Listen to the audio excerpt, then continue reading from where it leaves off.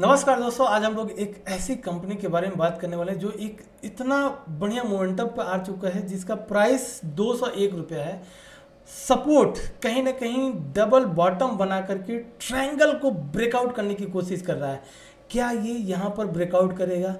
अब हम जिस कंपनी को बाई करने जा रहे हैं, कंपनी करती क्या है, क्या ये वाकई में फ्लैगशिप कंपनी है या यूँ कहें लीडर कंपनी है? अगर कुछ ऐसी कंपनी है तो वाकई हम लोग खरीदेंगे।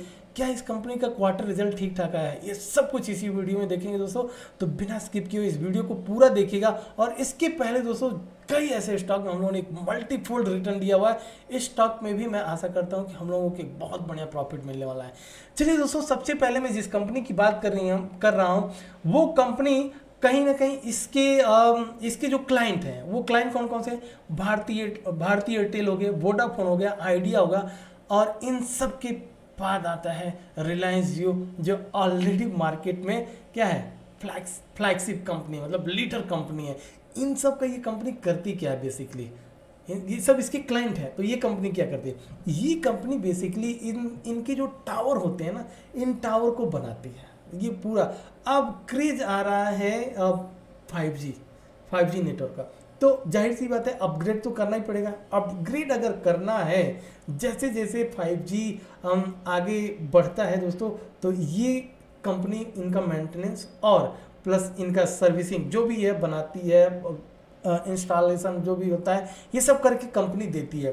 तो दोस्तों ठीक है, इतना हो गया। कंपनी का नाम आपको आइडिया चली गया होगा। तो आते हैं कंपनी के सबसे पहले फंडामेंटल के ऊपर, हम लोग आखिर इस कंपनी को क्यों बाय करना है। दोस्तों इस कंपनी का नाम अगर आप देखेंगे तो इस कंपनी का नाम है इंडोस्टार। इंडोस्टार की अगर बात करें ना तो बहुत शार्प डाउनफॉल हो चुकी है, लेकिन मैं इस कंपनी को क्यों लेकर के आया हूँ, थोड़ा सा मैं कैमरा बंद करता हूँ और इसके बाद से हम लोग समझने की कोशिश करते हैं कि आखिर कंपनी वाकई में ऊपर जा सकती है क्या। मैं आता हूँ कंपनी के क्वार्टर रिजल्ट के ऊपर। कंपनी का क्वार्टर अगर आप देखेंगे तो देखिए क्वार्टर रिजल्ट एक बहुत ही तगड़ा इस कंपनी ने सेल दिया हुआ है।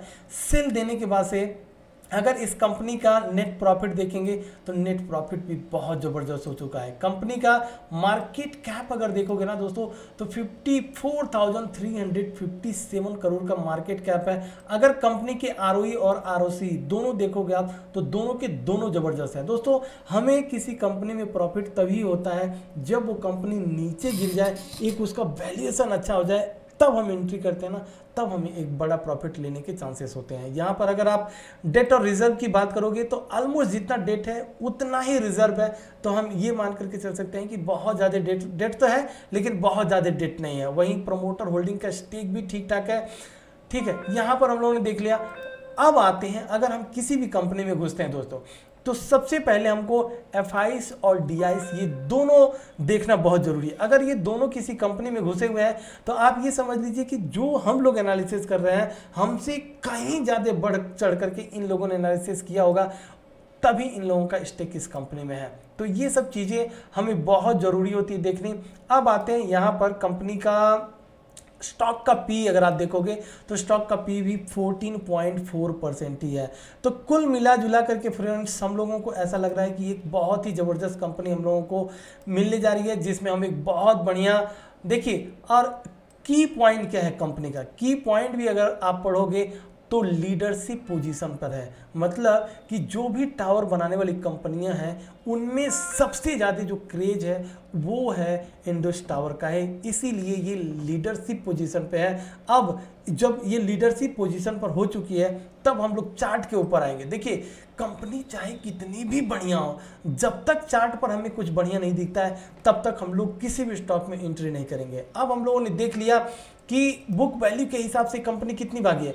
बुक वैल्यू के हिसाब से मात्र 2.580 भागी हो। यहाँ पर देख सकते हैं, मैं ऊपर देख रहा हूँ आपको प्राइस टू बुक वैल्यू के हिसाब से कितना भागा है? 2.580 भागा है, 2.5 गुना ही भागा है। अगर यहाँ से 4 गुना 5 गुना भागती है कंपनी तो हम लोगों के एक ह्यूज प्रॉफिट होने के चांसेस बहुत अच्छे हैं। दोस्तों देखिए, अगर कोई कंपनी नीचे गिर रही है और सब कुछ फंडामेंटल में बढ़िया है, क्वार्टर रिजल्ट आता है ना, तब वही क्वार्टर रिजल्ट इसे ऊपर लेकर के जाता है। लेकिन वही कंपनी अगर उसका वैल्यूएशन महंगा हो चुका हो, उस टाइम पर अगर वो स्टॉक ऊपर हो, उस टाइम पर अगर उसके क्वार्टर रिजल्ट चाहे कितना भी बढ़िया आ जाए लेकिन वो स्टॉक नीचे आ जाता है। इन सब चीज़ों को हमें जानना बहुत ज़रूरी है। नीचे के लेवल पर ब्रेकआउट हो रहा है, वॉल्यूम भी बन रहा है, 201 प्राइस है इसका, लेकिन अगर हम लोग इसमें घुसते हैं तो सबसे पहले जो लोग भी शॉर्ट टर्म की एंट्री लेना चाहते हैं, अगर शॉर्ट टर्म में आप देखोगे तो जो सबसे पहला टारगेट होगा शॉर्ट टर्म में 230 का पहला टारगेट, और अगर आपको थोड़ा इससे बड़ा टारगेट लेना है दोस्तों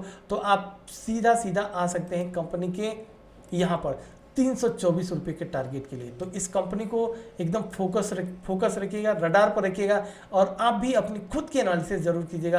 अगर आपको एनालिसिस में कुछ भी खराब निकले बिल्कुल इग्नोर कीजिएगा, लेकिन अगर आपको अच्छा लगता है तो आप अपने रिस्क के ऊपर बिल्कुल बाई जरूर कीजिएगा। हो सकता है आगे चल करके एक ह्यूज प्रॉफिट देने की प्रोबेबिलिटी हो सकती है इस कंपनी में। तो दोस्तों इसी के साथ लेते हैं विदा। वीडियो अगर आपको अच्छी लगी तो प्लीज़ लाइक जरूर कीजिएगा। जय हिंद फ्रेंड्स।